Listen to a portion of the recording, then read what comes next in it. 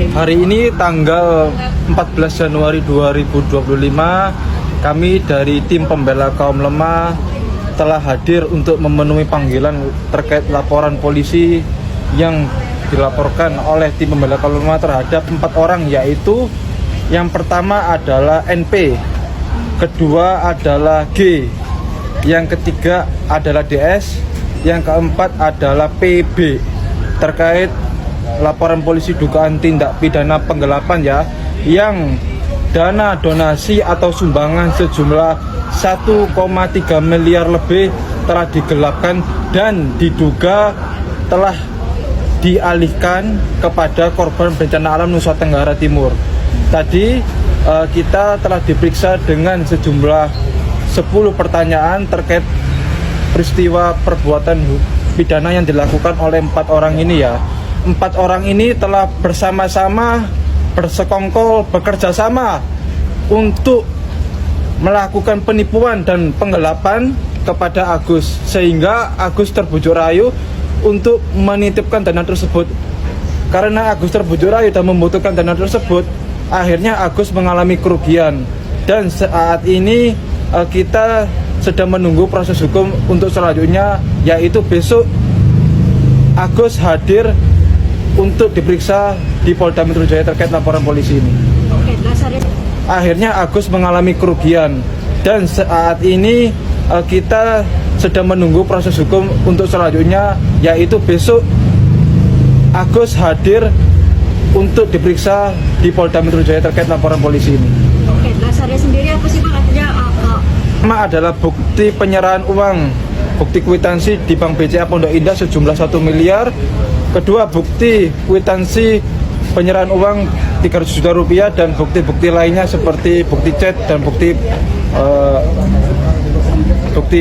pengobatan untuk mata, itu yang kita serahkan.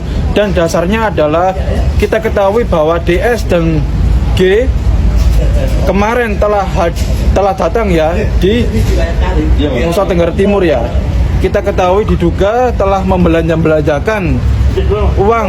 Kita tidak tahu apakah itu benar uang donasinya milik Agus atau uang pribadinya.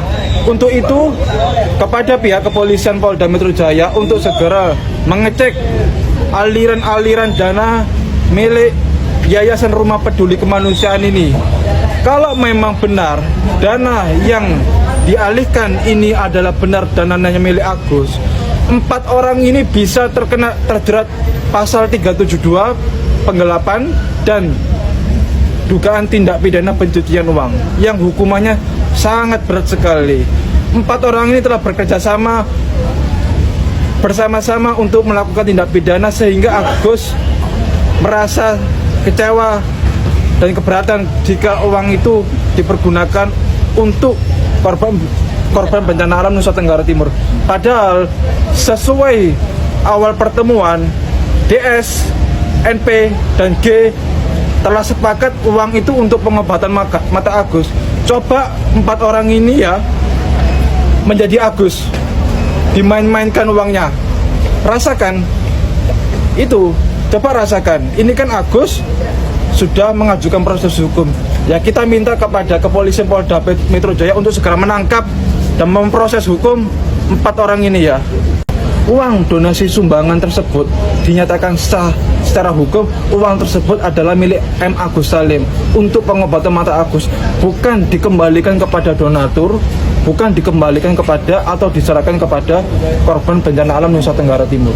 Itu kita melawan hukum dan pidana terkait menghukum 4 orang ini agar untuk proses hukum dan dipertanggungjawabkan perbuatannya.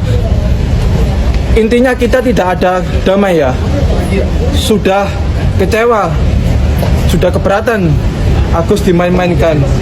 4 orang ini harus bertanggung jawab atas perbuatannya yang merugikan Agus hingga Agus kesulitan untuk berobat mata. Ingat, Agus ini dibutakan bukan keturunan lahir mengalami buta.